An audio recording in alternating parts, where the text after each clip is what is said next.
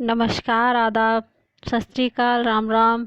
मैं चंचल नगाइच एक बार फिर से स्वागत करती हूँ मेरे ओम हिंदी एजुकेशन सेंटर में, जहाँ हम हिंदी व्याकरण एवं रचना प्रबोध जो 9 to 12 RBSE सिलेबस में चलती है उस किताब को पढ़ रहे हैं, जो हमारे ऑल कंपटीशन एग्ज़ाम और CBSE बोर्ड और RBSE बोर्ड सभी में अत्यंत उपयोगी है। तो चलते हैं अपने नेक्स्ट चैप्टर की ओर।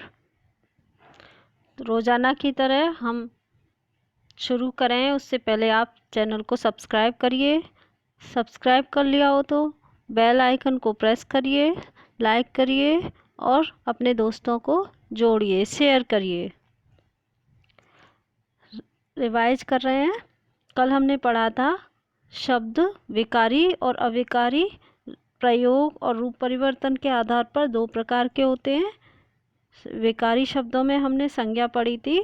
संज्ञा का मतलब है नाम, किसी भी व्यक्ति, जाति, भाव, वस्तु, स्थान आदि का नाम संज्ञा है, जिसके 3 भेद थे: व्यक्तिवाचक, जातिवाचक और भाववाचक। व्यक्तिवाचक में किसी व्यक्ति विशेष का नाम, इसी प्रकार जातिवाचक में किसी जाति विशेष का बोध, जाति या वर्ग का बोध कराने वाले शब्द। ऐसे ही भाववाचक में किसी गुण, दोष, अवस्था, व्यापार, अमूर्त भाव भाववाचक संज्ञा है। भाववाचक संज्ञाएं हमने विभिन्न प्रकार से भी बनाई थी। जातिवाचक संज्ञा से भाववाचक संज्ञा बनाई थी, उसके बाद सर्वनाम शब्दों से, फिर विशेषण शब्दों से, और फिर क्रिया से, और उसके बाद अव्यय शब्दों से हमने भाववाचक संज्ञा का निर्माण किया था। आज हम पढ़ेंगे सर्वनाम। सर्वनाम क्या है? सर्वनाम, जब किसी भी शब्द का हमें अर्थ समझना हो तो उसे तोड़ लेना चाहिए। जैसे सर्वनाम को हम लिखेंगे सर्व प्लस नाम, अर्थात सभी का नाम। सभी का नाम, सभी का नाम कैसे, वो हम समझेंगे। भाषा में सुंदरता, संक्षिप्तता और पुनरुक्ति दोष से बचने के लिए संज्ञा के स्थान पर जिन शब्दों का प्रयोग किया जाता है वे सर्वनाम होते हैं। सर्वनाम का शाब्दिक अर्थ वही सबका नाम, अर्थात सभी संज्ञाओं के स्थान पर प्रयुक्त होने वाला शब्द सर्वनाम कहलाते हैं। इससे वाक्य सहज और सरल हो जाता है। जैसे सीता आज शाला नहीं गई क्योंकि सीता बीमार है। अब सीता 2 बार रिपीट हो गया दोबारा, तो ये संक्षिप्तता नहीं है और पुनरुक्ति दोष उत्पन्न हो रहा है वाक्य में। लेकिन इसी के स्थान पर यदि हम कह दें कि सीता आज शाला नहीं गई क्योंकि वह बीमार है, तो यहाँ क्या होगा? सीता को हमने वह लिख दिया, तो पुनरुक्ति दोष बच गया और वाक्य अधिक सरल और सुंदर बन जाएगा। परिभाषा, सर्वनाम की परिभाषा देखते हैं। छोटे संयुक्त रूप में लिखें तो इस संज्ञा के स्थान पर प्रयुक्त होने वाला शब्द सर्वनाम कहलाते हैं। जैसे मैं, तुम, वह, हम, उसका आदि।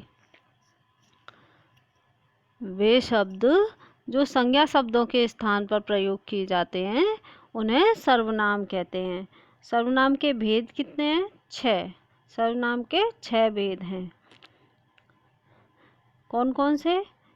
पुरुषवाचक, निश्चयवाचक, अनिश्चयवाचक सर्वनाम, संबंधवाचक सर्वनाम, प्रश्नवाचक सर्वनाम और निजवाचक सर्वनाम। अब पुरुषवाचक को भी 3 भागों में बांटा गया है। 6 भेद पढ़ लिए सर्वनाम के: पुरुषवाचक सर्वनाम, निश्चयवाचक सर्वनाम, अनिश्चयवाचक सर्वनाम, संबंधवाचक सर्वनाम, प्रश्नवाचक सर्वनाम और निजवाचक सर्वनाम। फिर पुरुषवाचक को 3 भागों में बांट दिया: उत्तम पुरुष, मध्यम पुरुष, अन्य पुरुष। उत्तम पुरुष अपने लिए जो प्रयुक्त होता है, जैसे मैं, हम, स्वयं। मध्यम पुरुषवाचक तुम, आप, जिससे बातें कर रहे हैं, सुनने वाला।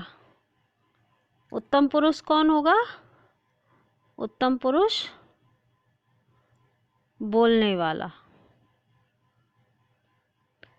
और मध्यम पुरुष सुनने वाला।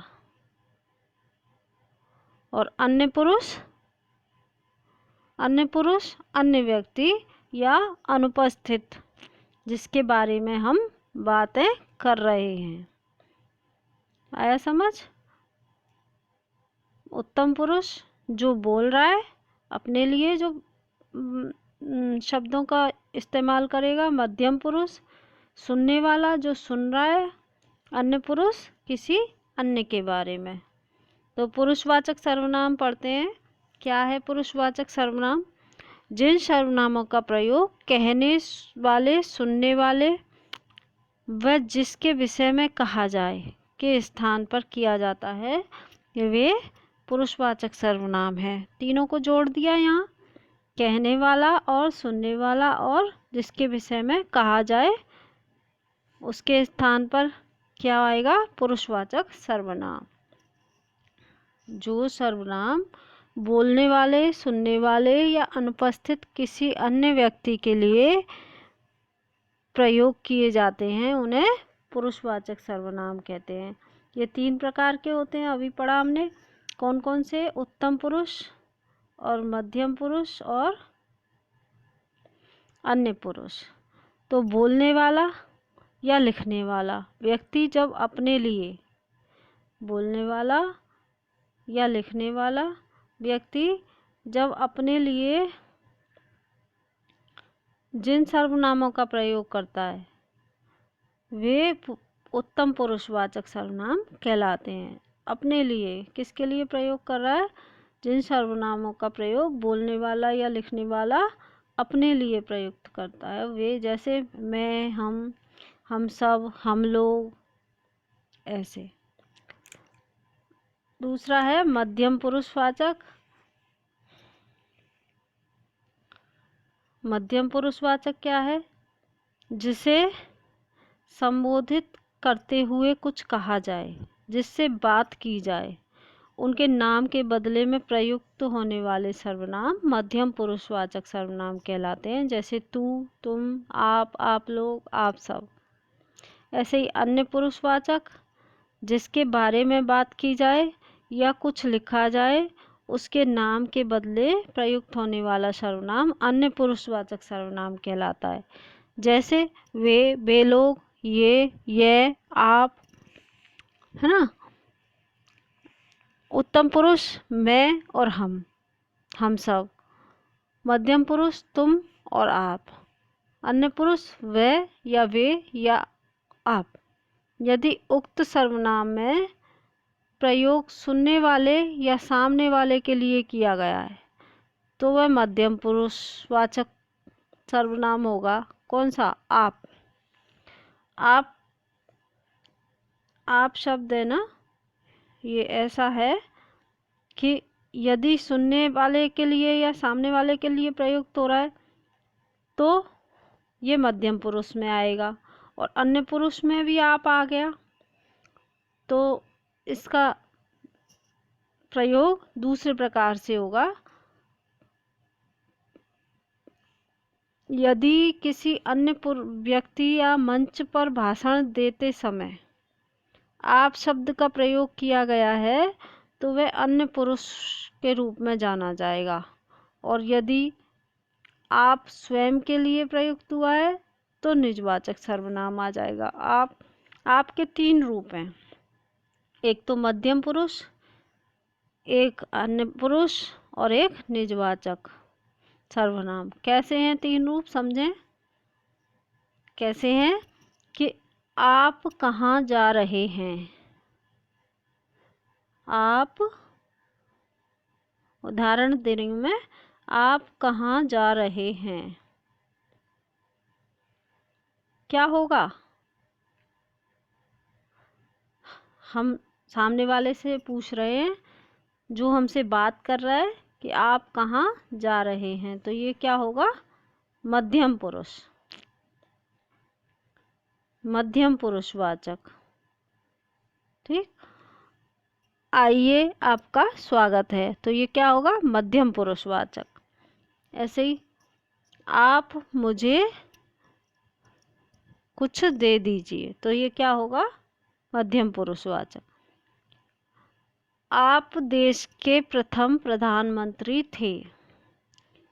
किसी चित्र की तरफ इंगित करके कह रहे हैं, आप देश के प्रथम प्रधानमंत्री थे, या राष्ट्रपिता हैं, या राष्ट्रपिता थे, या कुछ भी लिख सकते हैं। जैसे हम किसी की ओर इशारा करके कह रहे हैं कि आप सर, या किसी के विषय में हम भाषण दे रहे हैं और बीच में आपका प्रयोग करते हैं, जैसे आप सर्वश्रेष्ठ वैज्ञानिक थे, या कुछ भी, XYZ कुछ भी कह सकते हैं। आप यहाँ के प्रधानाचार्य हैं, या आप यहाँ मुख्य अतिथि के रूप में विराजित हैं। इस प्रकार हम कुछ भी कह सकते हैं। तो ये क्या होगा? आप अन्य पुरुषवाचक। उसने अपनी रक्षा आप कर ली। उसने, तीनों उदाहरण एक साथ लिखें तो ज़्यादा अच्छा रहेगा, आपके अच्छे से समझ में आएगा। अपनी रक्षा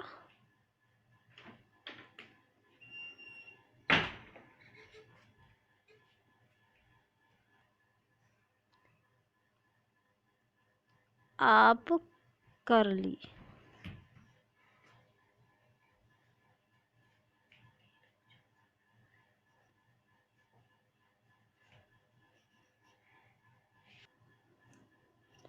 जैसे वह अपना खाना आप बना लेगा।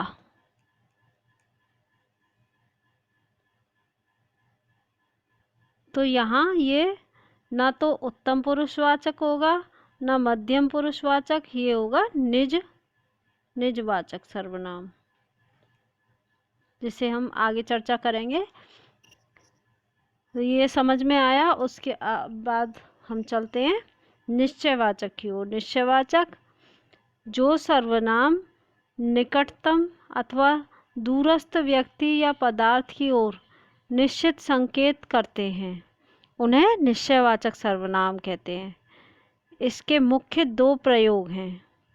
निकट की वस्तुओं के लिए यह या ये, और दूर की वस्तुओं के लिए वह या वे। जो सर्वनाम निकट या दूर के व्यक्ति या पदार्थ या वस्तु, जो कोई भी संरचना के लिए निश्चित संकेत करते हैं, उन्हें निश्चयवाचक सर्वनाम कहते हैं। जिस सर्वनाम के द्वारा पास या दूर स्थित व्यक्तियों, प्राणियों या वस्तुओं की ओर निश्चित संकेत किया जाए, उन्हें निश्चयवाचक सर्वनाम कहते हैं। उदाहरण के लिए, जैसे वह खिलौना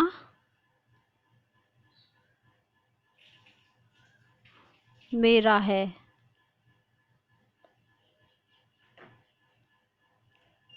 तो यहाँ वह शब्द क्या होगा? निश्चयवाचक सर्वनाम। यह किताब मेरी है। यह कलम से लिख रहा है। तो यहाँ यह शब्द क्या होगा? निश्चयवाचक सर्वनाम। वे कहाँ जा रहे हैं, ये निश्चयवाचक सर्वनाम। इनको बुलाओ, तो ये निश्चयवाचक सर्वनाम। उसको निश्चित पता है कि मैं किसकी ओर इशारा कर रहा हूँ, किसकी ओर संकेत कर रहा हूँ। अनिश्चयवाचक सर्वनाम, अनिश्चयवाचक सर्वनाम जिस सर्वनाम में किसी ऐसे व्यक्ति या पदार्थ का बोध होता हो जिसके विषय में निश्चित सूचना नहीं मिली, उसे अनिश्चयवाचक सर्वनाम कहते हैं। जैसे कुछ, कोई। कोई सर्वनाम का प्रयोग प्राय प्राणीवाचक सर्वनाम के लिए किया जाता है और कुछ का प्रयोग अधिकांशतः वस्तुओं के लिए किया जाता है। जिन सर्वनामों से निश्चित वस्तु या व्यक्ति का बोध न हो उन्हें अनिश्चयवाचक सर्वनाम कहते हैं। जैसे कोई आया है, तो प्राणी के लिए अनिश्चित, पता नहीं कौन आया है, कोई आया है। कोई द्वार पर खड़ा है, कौन खड़ा है किसी को पता नहीं, लेकिन कोई खड़ा है, कोई उसे बुला रहा है, तो ये अनिश्चितता का बोध कराते हैं। कुछ दे दो, ये वस्तु के लिए। किसी को बताना मत, किसी को बताना मत, किसी को देना मत, तो अनिश्चितता का बोध कराने वाले शब्द सर्वनाम अनिश्चयवाचक सर्वनाम कहलाते हैं। अब नेक्स्ट है संबंधवाचक सर्वनाम। दो उपवाक्यों के बीच में प्रयुक्त होकर एक उपवाक्य की संज्ञा या सर्वनाम का संबंध दूसरे उपवाक्य के साथ दर्शाने वाला सर्वनाम संबंधवाचक सर्वनाम कहलाता है।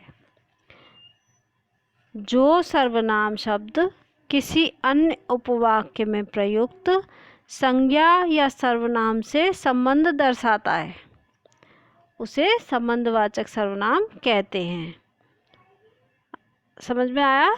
दो उपवाक्यों के बीच में प्रयुक्त होकर एक उपवाक्य की संज्ञा या सर्वनाम का संबंध दूसरे उपवाक्य के साथ दर्शाने वाला सर्वनाम संबंधवाचक सर्वनाम कहलाता है। जैसे जो, जिसे, जिसका। जो करेगा सो भरेगा, जो सोएगा सो खोएगा। कौन कौन सोएगा पता नहीं, लेकिन क्या है, जो सोएगा वो खोएगा। तो इसका संबंध किससे हो गया? खोने से। जो खोएगा वो पहले सोएगा। जिसकी लाठी उसकी भैंस। यह वही लड़का है। एक उपवाक्य का संबंध दूसरे उपवाक्य से है। यह वही लड़का है। कौन सा लड़का है? जो मेरी पुस्तक ले गया था। तो यह और जो, यहाँ यह वही लड़का है जो मेरी पुस्तक ले गया था। अर्थात यह वही लड़का है किस पे आश्रित है? जो पर। जो कौन सा? जो जीता वही सिकंदर। जिसकी लाठी उसकी भैंस। जो सत्य बोलता है वह नहीं डरता। नेक्स्ट है प्रश्नवाचक सर्वनाम। प्रश्नवाचक सर्वनाम जिस सर्वनाम का प्रयोग प्रश्न पूछने के लिए होता है प्रश्नवाचक सर्वनाम कहते हैं। जैसे क्या, किससे, कौन, है ना। प्रश्न पूछने के लिए जिस शब्द का प्रयोग होता है वो प्रश्नवाचक सर्वनाम कहलाते हैं। जैसे कौन प्राणीवाचक है, क्या अप्राणीवाचक है। दरवाजे पर कौन खड़ा है? तुम्हारे हाथ में क्या है? तुम्हें क्या चाहिए? कल तुम किससे बात कर रहे थे? आज तुम्हें क्या चाहिए? तुम मेरे घर कब आओगे। तो यहाँ प्रश्नवाचक शब्द जो हैं वो प्रश्नवाचक सर्वनाम कहे जाएंगे। निजवाचक सर्वनाम ऐसे सर्वनाम जिनका प्रयोग वक्ता या लेखक स्वयं अपने लिए करता है निजवाचक सर्वनाम कहलाते हैं। यहाँ भी आ गया ना आप, वहाँ भी आया था आप शब्द और यहाँ भी आप आ गया। इसका अलग अलग प्रयोग होगा, मैंने आपको पहले ही बता दिया, एक बार फिर बताऊं। जो सर्वनाम वाक्य में कर्ता के साथ अपनेपन का बोध कराते हैं उन्हें निजवाचक सर्वनाम कहते हैं। जो स्वयं कर्ता अपने लिए, वक्ता या लेखक या कर्ता अपने लिए प्रयुक्त करता है वो निजवाचक सर्वनाम कहलाते हैं। जैसे आप, अपना, स्वयं, खुद। जैसे मैं अपनी पुस्तक पढ़ रहा हूँ, तो अपनी क्या है, निजवाचक सर्वनाम। आप अपने घर कब जा रहे हैं।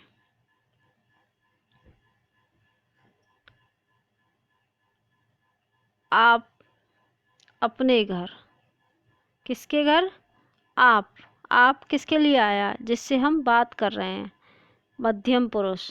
लेकिन किसके घर, अपने घर।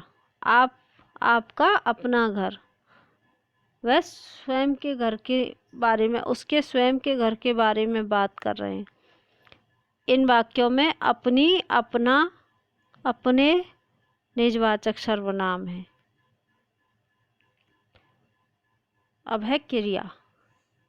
सर्वनाम हमने सब पढ़ लिए, पहले था, एक बार दोबारा देख लेते हैं। पहले था पुरुषवाचक सर्वनाम, कहने वाला, सुनने वाला या जिसके विषय में बात कर रहे हों। पुरुषवाचक को हमने 3 भागों में बांटा, उत्तम पुरुष, मैं या हम सब, मध्यम पुरुष, तू, तुम, आप, अन्य पुरुष, वे लोग, ये, यह, आप, और निश्चयवाचक सर्वनाम जिससे निश्चित संकेत करना किसी की तरफ, जैसे निकट या दूर के व्यक्ति की या पदार्थ की तरफ निश्चित का बोध। अनिश्चयवाचक सर्वनाम जिससे अनिश्चितता का बोध होता हो, जिसके बारे में निश्चित सूचना नहीं मिलती। संबंधवाचक सर्वनाम दो उपवाक्यों के बीच प्रयुक्त होने वाला, दो उपवाक्यों की संज्ञा या सर्वनामों का एक दूसरे से संबंध स्थापित करने वाला। और प्रश्नवाचक किसी प्रश्न को पूछने के लिए प्रयुक्त होने वाला। निजवाचक अपने आप के लिए, स्वयं के लिए, वक्ता या लेखक या कर्ता जिन शब्दों को प्रयुक्त करता है निजवाचक सर्वनाम होता है। अब चलते हैं क्रिया की ओर। क्रिया का अर्थ है करना। ये भी एक विकारी शब्द है। क्रिया का अर्थ है करना। क्रिया के बिना कोई वाक्य पूर्ण नहीं होता। किसी वाक्य में कर्ता, कर्म और काल की जानकारी भी क्रियापद के माध्यम से ही होती है। हिंदी भाषा की जननी संस्कृत है तथा संस्कृत में क्रिया रूप को धातु कहते हैं। ये विकारी शब्द जिससे किसी काम का करना या होना पाया जाता है वो क्या कहलाता है, क्रिया। और क्रिया को संस्कृत में क्या कहते हैं, धातु। क्रिया के मूल रूप को क्या कहते हैं, धातु। क्रिया का मूल रूप हमें सामान्य क्रिया जैसे पढ़ना के साथ तू लगाने पर प्राप्त हो जाता है। क्रिया का धातु क्या है, हिंदी क्रियापदों का मूल रूप है। धातु में ना जोड़ने पर हिंदी क्रिया बनती है। जैसे पढ़ में ना जोड़ दिया तो ये हिंदी की क्रिया पढ़ना बन गई। इसी प्रकार यदि हम धातु रूप इसका ज्ञात करना चाहें तो इसके साथ, पढ़ना के साथ क्या लगाएंगे, तू पढ़ना नहीं लिख सकते, तू के साथ क्या लिखना पड़ेगा, पढ़। तो ये क्या मिल जाएगा तू लगाने से, मूल रूप। मूल रूप कौन सा रूप, धातु रूप। परिभाषा, किसी शब्द से किसी कार्य के होने या करने का बोध होता है उसे क्रिया कहते हैं। अब क्रिया के भेद देख लीजिए, कौन कौन से भेद हैं। क्रिया के निम्न 3 आधारों पर क्रिया को विभाजित किया गया है। नंबर 1 कर्म के आधार पर, दूसरा है संरचना के आधार पर और तीसरा काल के आधार पर। क्रिया के 3 भेद हैं। क्रिया कर्म के आधार पर, संरचना के आधार पर और काल के आधार पर। इसका स्क्रीनशॉट लें।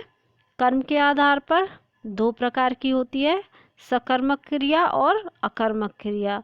अब अकर्मक क्रिया के भी 2 भेद हैं, एक कर्मक और द्विकर्मक।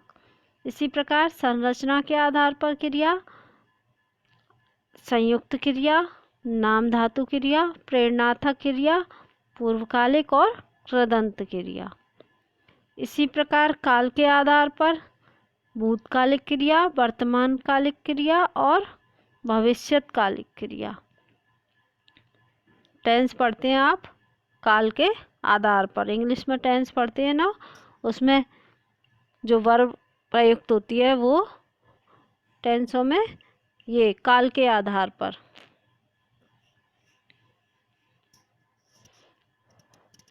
कर्म के आधार पर पढ़ते हैं। सबसे पहले क्रिया शब्द का फल किस पर पड़ रहा है, वह किसे प्रभावित कर रहा है, इस आधार पर किया जाने वाला भेद कर्म के आधार पर क्रिया के भेद के अंतर्गत आता है। अर्थात क्रिया का फल किस पर पड़ रहा है, वह किसे प्रभावित कर रहा है, ये बात क्या है, कर्म के आधार पर क्रिया के भेद कहे जाएंगे। जब हम क्रिया शब्द का फल देखते हैं या उसका प्रभाव देखते हैं तो वो कर्म के आधार पर, इस आधार पर क्रिया के 2 प्रमुख भेद हैं। कौन कौन से, सकर्मक और अकर्मक। सकर्मक और अकर्मक। सकर्मक क्रिया क्या है, स अर्थात सहित। सकर्मक को तोड़ेंगे तो क्या होगा, स प्लस कर्मक। और स का मतलब क्या होता है, सहित। किसके सहित, कर्मक, कर्म के साथ, कर्म सहित।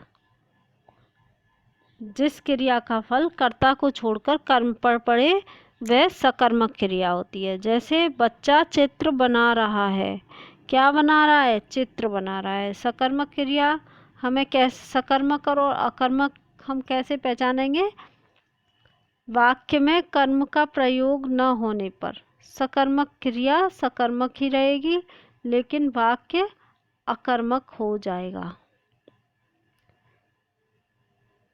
जिस क्रिया के साथ कर्म का प्रयोग होता है अथवा जिस क्रिया के लिए कर्म की आवश्यकता होती है उसे सकर्मक क्रिया कहते हैं। जैसे बच्चा चित्र बना रहा है या गीता सितार बजा रही है, क्या बजा रही है, सितार बजा रही है। अब यदि प्रश्न किया जाए कि बच्चा क्या बना रहा है तो उत्तर होगा चित्र, यानी कि कर्म क्या है, चित्र। गीता क्या बजा रही है तो सितार, सितार कर्म है। इसी प्रकार सकर्मक के 2 भेद हैं, सकर्मक क्रिया के भी 2 भेद हैं। कौन कौन से, एक कर्मक और द्विकर्मक। जिस वाक्य में क्रिया के साथ एक कर्म प्रयुक्त हो उसे एक कर्मक क्रिया कहते हैं। जैसे माँ पढ़ रही है या माँ के द्वारा एक ही कर्म क्या, पढ़ना हो रहा है। द्विकर्मक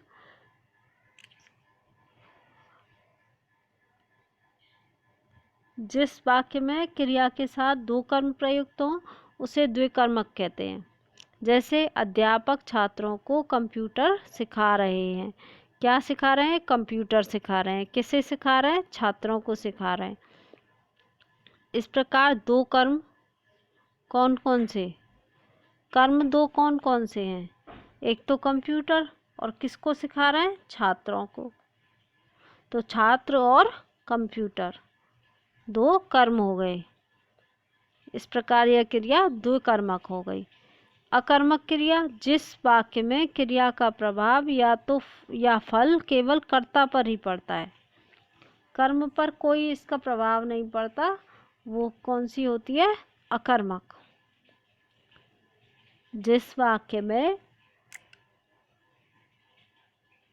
क्रिया का प्रभाव या फल केवल कर्ता पर ही पड़ता है, कर्म की वहाँ संभावना ही नहीं रहती, उसे अकर्मक क्रिया कहते हैं। वे क्रिया जिसके साथ कर्म प्रयुक्त नहीं होता अथवा वे क्रियाएं जिनके लिए कर्म की आवश्यकता ही नहीं होती, अकर्मक क्रियाएं कहलाती हैं।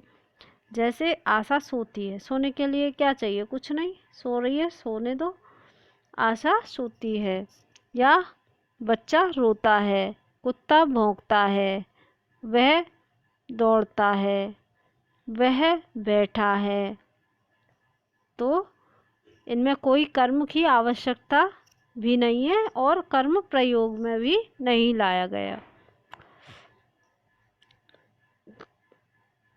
तो ये क्या है? अकर्मक क्रिया।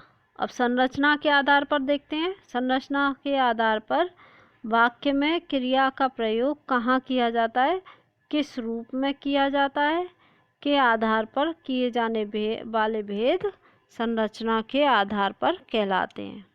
कि वाक्य में क्रिया का प्रयोग कहाँ किया जा रहा है और किस रूप में किया जा रहा है, इसके आधार पर यदि हम क्रिया के भेद करते हैं तो वो रचना या संरचना के आधार पर भेद कहे जाते हैं। कौन कौन से 5 भेद होते हैं? संयुक्त क्रिया, नाम धातु क्रिया,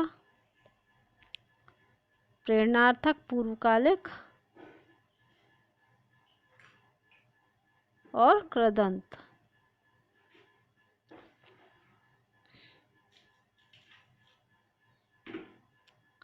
संयुक्त क्रिया कौन सी होती है? जब 2 या 2 से अधिक भिन्न अर्थ रखने वाली क्रियाएं, जब 2 या 2 से अधिक भिन्न अर्थ रखने वाली क्रियाओं का मेल हो उसे संयुक्त क्रिया कहते हैं। जैसे अतिथि आने पर स्वागत करो। अब आने मुख्य क्रिया है और स्वागत करो सहायक क्रिया है। अतिथि आए और स्वागत करो, 2 क्रियाएं संयुक्त रूप से प्रयोग हो रही हैं। इस प्रकार मुख्य और सहायक दोनों क्रियाओं का संयोग होता है, अतः इसे संयुक्त क्रिया कहते हैं। मुख्य क्रिया के साथ सहायक क्रियाएं एक से अधिक भी हो सकती हैं। जो क्रियापद 2 या 2 से अधिक क्रियाओं के योग से मिलकर एक पूर्ण क्रिया का बोध कराते हैं, वह संयुक्त क्रिया कहलाती है। जैसे रंजक क्रियाओं के नाम से भी इनको जाना जाता है। इनको रंजक क्रियाएं भी कहते हैं। क्या कहते हैं? रंजक क्रियाएं। जैसे वह मुझे बाजार में दिखाई दिया, दिखा और दिया। श्याम आ गया, आया और गया, आ और गया। 2 क्रियाएं प्रयुक्त हो गई ना संयुक्त रूप से। यह बच्चा कभी कभी रो उठता है। 2 क्रियाएं एक ही कर्ता के लिए 2 क्रियाएं संयुक्त रूप से प्रयुक्त हो रही हैं। इसी प्रकार है नाम धातु क्रिया। नाम धातु क्रिया क्या है? संज्ञा, सर्वनाम, विशेषण शब्द जब क्रिया धातु की तरह प्रयुक्त होने लग जाएं। संज्ञा, सर्वनाम, विशेषण शब्द जब क्रिया धातु की तरह प्रयुक्त होते हैं तो उन्हें नाम धातु क्रिया कहते हैं। और इन नाम धातु शब्दों में जब प्रत्यय लगाकर क्रिया का निर्माण किया जाता है तो वे शब्द नाम धातु क्रिया कहलाते हैं। जो क्रियाएं संज्ञा, सर्वनाम या विशेषण शब्दों से बनाई जाती हैं उन्हें नाम धातु क्रिया कहते हैं। जैसे हाथ, हाथ से क्या बना? हाथ क्या है? संज्ञा। और हाथ से नाम धातु क्रिया क्या बना? हथिया। नाम धातु कौन सी बन गई? हथिया। हाथ से हमने धातु क्या बना ली? हथिया। क्या धातु बना ली? हाथ से हथिया, हथियाना। क्या क्रिया बन गई? हथियाना। जैसे नरेश ने सुरेश का कमरा हथिया लिया। नरेश ने सुरेश का कमरा हथिया लिया। इसी प्रकार जैसे फिल्म, फिल्म क्या है? संज्ञा। फिल्म से हमने क्या बना लिया? फिल्माना। जैसे रमन ने सुंदर दृश्य फिल्माया, है ना। जैसे अपना, सर्वनाम है अपना, अपना से नाम धातु क्या बन गया? अपना। क्रिया क्या बन गई? अपनाना। मैंने उस बच्चे को अपनाया। हमें किसी भी विषय वस्तु को स्थायी बनाने के लिए उसे दोहराना चाहिए। दोहरा क्या है? क्रिया तो नहीं है, दोहरा विशेषण है। इससे बन गई क्रिया दोहराना। इसी प्रकार उसका दिमाग सठिया गया है। जैसे विनीता सुनीता के विवाह की जिम्मेदारी को अपना चुकी है। तो अपना चुकना क्या है? नाम धातु क्रिया है। इसी प्रकार तीसरे पॉइंट पे आते हैं। एक हमने पढ़ी संयुक्त क्रिया, दूसरी पढ़ी नाम धातु। अब पढ़ते हैं प्रेरणार्थक क्रिया। प्रेरणार्थक जब कर्ता स्वयं कार्य का संपादन न कर किसी दूसरे को करने के लिए प्रेरित करे या करवाए, उसे प्रेरणार्थक क्रिया कहते हैं। जब कर्ता स्वयं कार्य न करके किसी अन्य के माध्यम से कार्य संपन्न करवाता है या उसे प्रेरणार्थ देता है तो वे प्रेरणार्थक क्रिया कहलाती हैं। जैसे प्रेरणार्थक क्रिया दो रूपों में प्रयुक्त होती है, प्रथम प्रेरणार्थक और द्वितीय प्रेरणार्थक। कौन कौन सी? जैसे सरपंच ने गांव में तालाब बनवाया। स्वयं नहीं बनाया सरपंच ने, बल्कि अन्य लोगों को प्रेरित किया और तालाब का निर्माण करवाया। ये क्या हो गई? प्रथम प्रेरणार्थक, जिसमें कर्ता स्वयं को प्रेरणा देता हुआ प्रतीत होता है। जैसे करुणा बिल्ली को दूध पिलाती है। करुणा बिल्ली को दूध पिलाती है, तो करुणा स्वयं दूध नहीं पी रही, बिल्ली को दूध पिला रही है। द्वितीय प्रेरणार्थक जब कर्ता कार्य को स्वयं बिल्कुल सम्मिलित नहीं होता। जैसे गीता मनोज से बिल्ली को दूध पिलवाती है। अब गीता मनोज से कहती है कि तू बिल्ली को दूध पिला, तो ये क्या हो गया? ये द्वितीय प्रेरणार्थक।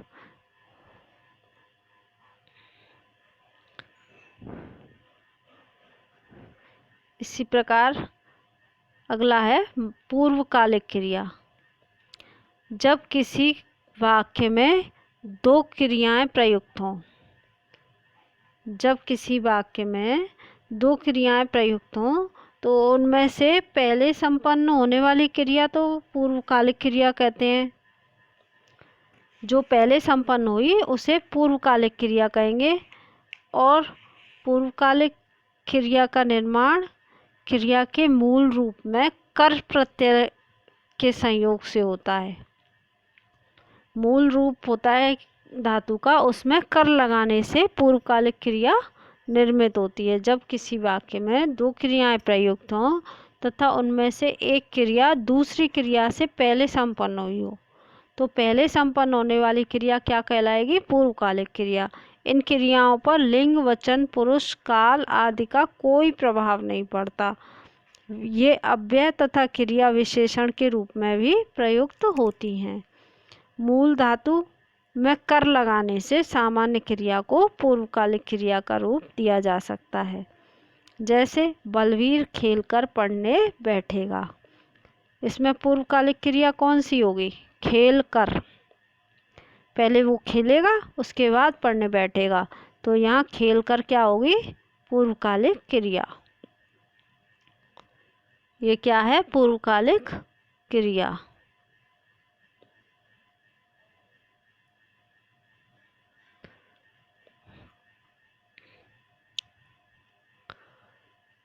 वह पढ़कर सो गया। पहले वो पढ़ा फिर सो गया, तो यहाँ पूर्वकालिक क्रिया कौन सी है? पढ़ना। कौन सी? पढ़कर। पढ़ना क्या होगी? पूर्वकालिक क्रिया। सो गया, बाद में सो गया, वो सामान्य क्रिया है। इन वाक्यों में खेल मूल धातु है और कर लगाकर, ऐसे ही पढ़ मूल धातु है और कर लगाकर पूर्वकालिक क्रिया कहलाएंगी। पूर्वकालिक क्रिया का एक रूप तात्कालिक क्रिया भी है। इसमें एक क्रिया के समाप्त होते ही तत्काल दूसरी क्रिया घटित होती है। जैसे धातु में ते लगाकर करते, धरते, भागते, मूल धातु में ते लगाकर इन क्रियापदों का निर्माण होता है। जैसे पुलिस के आते ही चोर भाग गए। आते ही क्या हो गया? तात्कालिक क्रिया। मैं दूध पीते ही सो गया। क्या है ये? तात्कालिक क्रिया। इसी प्रकार अन्य नेक्स्ट पर आते हैं क्रिया, कृदंत क्रिया। क्रिया शब्दों में जुड़ने वाले प्रत्यय कृत प्रत्यय कहलाते हैं। जो प्रत्यय क्रिया शब्दों में जुड़ते हैं कृत प्रत्यय कहलाते हैं। तद्धित और कृत दो प्रकार के प्रत्यय होते हैं। तो क्रिया शब्दों में जुड़ने वाले प्रत्यय कृत प्रत्यय कहलाते हैं। कृत प्रत्ययों से योग से जो शब्द निर्मित होते हैं वे कृदंत कहलाते हैं। इस प्रकार अतः क्रिया शब्दों के अंत में प्रत्यय के योग से बनी क्रिया क्या कहलाती है? कृदंत क्रिया कहलाती है। जैसे चल, चल से चलना, चलता, चलकर, कई रूप है ना। चल धातु में कई प्रत्यय लग सकते हैं, जैसे ना, ता प्रत्यय, कर प्रत्यय, ऐसे ही लिखना, लिखता, लिखकर। अब हम अगला वर्गीकरण पढ़ते हैं काल के आधार पर। काल के आधार पर 3 प्रकार की क्रियाएं होती हैं। कौन कौन सी? क्रिया का भूतकालिक क्रिया, वर्तमानकालिक क्रिया और भविष्यकालिक क्रिया। क्रिया का वह रूप जिसके द्वारा बीते हुए समय में कार्य के संपन्न होने का बोध होता है। जिस रूप के द्वारा क्रिया के बीते हुए समय में किए जाने का बोध होता हो, भूतकालिक क्रिया कहलाती है। जैसे वह विदेश चला गया। वह विदेश चला गया। उसने बहुत मधुर गीत गाया। तो यहाँ हमको इस क्रिया के रूप से गया या गीत गाया, चला गया, कब चला गया? पहले कभी चला गया, आज तो नहीं गया। इससे उसको भूतकाल का आभास होता है, तो वो भूतकालिक क्रिया कहलाती है। वर्तमानकालिक क्रिया। क्रिया का वह रूप जिससे वर्तमान काल में कार्य के संपन्न होने का बोध होता हो, वर्तमानकालिक क्रिया कहलाती है। प्रेजेंट। वर्तमान को इंग्लिश में प्रेजेंट कहते हैं ना। क्रिया का वह रूप जिससे वर्तमान समय में कार्य के संपन्न होने का बोध होता हो, वो क्या कहलाती है? वर्तमानकालिक क्रिया। जैसे गीता हॉकी खेल रही है, विमल पुस्तक पढ़ रहा है, मैं वहाँ जा रहा हूँ, तुम आ रहे हो। कुछ भी जो वर्तमान में संपन्न हो रहा है। भविष्यकालीन क्रिया। क्रिया का वह रूप जिसके द्वारा आने वाले समय में कार्य का संपन्न होना पाया जाता है। जिस क्रिया का वह रूप जिसके द्वारा आने वाले समय में कार्य संपन्न होने का बोध होता है, भविष्यकालिक क्रिया कहलाती है। जैसे गर्मियों की छुट्टियों में कश्मीर जाएंगे या गार्गी छुट्टियों में कश्मीर जाएगी। जाएंगे या जाएगी, अभी गए नहीं है, वो भी गई नहीं है, जाएंगे, कभी भविष्य में जाएंगे। दिनेश निबंध प्रतियोगिता में भाग लेगा। जैसे जून तक कोरोना समाप्त हो जाएगा, तो अभी तो समाप्त नहीं हुआ, होगा। तो ये क्या है? भविष्यकालीन क्रिया। वीडियो काफ़ी लंबा हो रहा है, अतः मैं अपनी वाणी को यहीं विराम देती हूँ। घर पर रहिए, स्वस्थ रहिए, पढ़ते रहिए।